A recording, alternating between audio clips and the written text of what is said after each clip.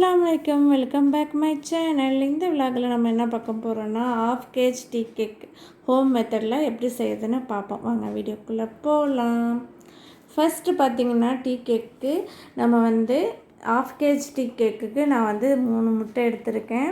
Plus மைதா, milk powder, பால், vanilla essence, அதுக்கப்புறம் pineapple essence, oil, இது மட்டும் தான் நம்மளுக்கு தேவைப்படும். பேக்கிங் சோடா, பேக்கிங் பவுடர், அதில் ஒரு ஸ்பூன் நம்ம சேர்த்துக்கலாம் மாவு சேர்க்கும்போது. ஃபஸ்ட்டு ஸ்டார்டிங் நம்ம பட்டர் ஷீட் போட்டு டின்னில் ஆயில் அப்ளை பண்ணிவிட்டு நம்ம தனியாக எடுத்து வச்சிடலாம். 1/2 kg டின்னு நான் 9 inch டின்னு எடுத்திருக்கேன். நெக்ஸ்ட்டு பார்த்திங்கன்னா, நம்ம மைதா ஒரு 3 times கம்பல்சரி நம்ம சலிச்சிடணும். சலிக்காமல் நம்ம யூஸ் பண்ணக்கூடாது. மைதா மாவு நான் ஒரு கப்பு எடுத்திருக்கேன். 120 கிராம் எடுத்திருக்கேன். இது கூட நான் மில்க் பவுடர் எடுத்திருக்கேன். அது ஒரு 30 கிராமு. இது ரெண்டுத்தையும் நல்லா சலிச்சிடலாம். Plus baking powder, baking soda, இதில் ஒரு ஸ்பூன் எடுத்திருக்கேன். அதையும் நல்லா சலித்து ஒரு 3 times கம்பல்சரி சலித்து நல்லா மிக்ஸ் பண்ணிக்கலாம். இந்த பேக்கிங் சோடா, பேக்கிங் பவுடர் இந்த மைதாவோட எல்லா இடத்துலையும் படுற அளவுக்கு நல்லா மிக்ஸ் ஆகணும். இதை சலிச்சுட்டு அது தனியாக ஒரு உரமாக வச்சிடலாம்.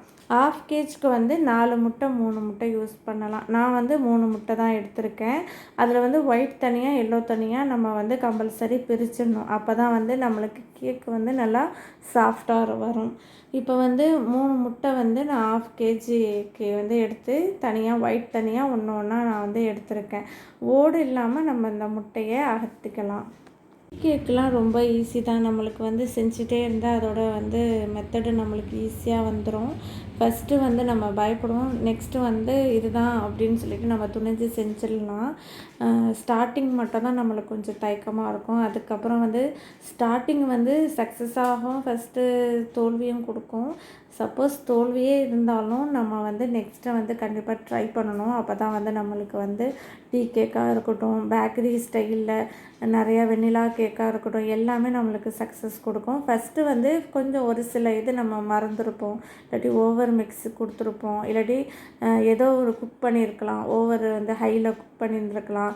ஸோ ஏதோ ஒரு மிஸ் அண்டர்ஸ்டாண்டிங்கில் நம்மளுக்கு ஃபெயிலியர் கொடுத்துருந்துருக்கோம். நம்ம 1 time செஞ்சுட்டு நம்மளுக்கு வரல அப்படின்னு சொல்லிட்டு அப்படியே விட்டுறக்கூடாது. நெக்ஸ்ட் டைம் செஞ்சுட்டே இருக்கும்போது தான் அது நம்மளுக்கு கரெக்டாக வரும். அதுக்கப்புறம் நம்ம இதுக்கு தான் தயங்கணுமா அப்படிங்கிற அளவுக்கு நம்ம ஈஸியாக நம்ம நெக்ஸ்ட்டு பார்த்துட்டு போயிட்டே இருக்கலாம். டீ கேக்கை பொறுத்த வரைக்கும் நம்ம சுகர் பவுட்ரு பண்ண தேவையில்லை, முழுசாகவே நம்ம சேர்த்துக்கலாம். டீ கேக்குக்கு நான் 1/2 kgக்கு 150 கிராம் எடுத்திருக்கேன். அதுக்கு மேலே சேர்க்கக்கூடாது, ரொம்ப தகட்டிடும். 140, 150 கரெக்டான அளவு. நான் 150 கரெக்டாக எடுத்திருக்கேன். ரொம்ப ஜாஸ்தின்னா கொஞ்சம் ரொம்ப தவட்ட ஆரம்பிச்சிடும் டீ கேக்கு, சாப்பிட்றதுக்கும் நம்மளுக்கு சுவையாக இருக்காது. அதனால் 150 கிராம்ஸ் கரெக்டான அளவு. முழு சுகரை நம்ம கொஞ்சம் கொஞ்சமாக இந்த ஒயிட் எக்கோடு சேர்த்து நம்ம நல்லா பீட் பண்ணிக்கலாம்.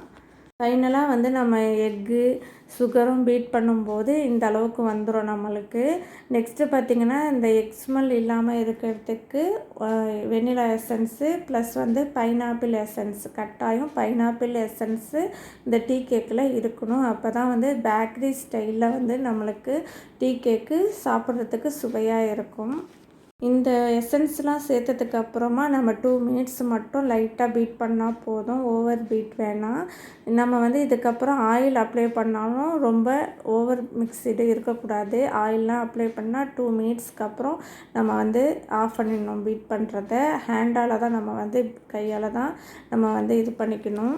இதுதான் கரெக்டான அளவு. நம்ம எடுத்து எக்கு சுகர் நம்ம எடுத்து காட்டும்போது கீழே விழாமல் இருக்கணும். இதுதான் கரெக்டான அளவு. இதுக்கப்புறம் இந்த எல்லோ கலரு எக்கை நம்ம சேர்த்து அதையும் ஒரு 2 minutes தான் நம்ம பீட் பண்ணிக்கணும். ஓவர் பீட் பண்ணக்கூடாது. சும்மா எல்லா இடத்துலையும் கலந்தால் போதும், ஓவராக பீட் பண்ணக்கூடாது.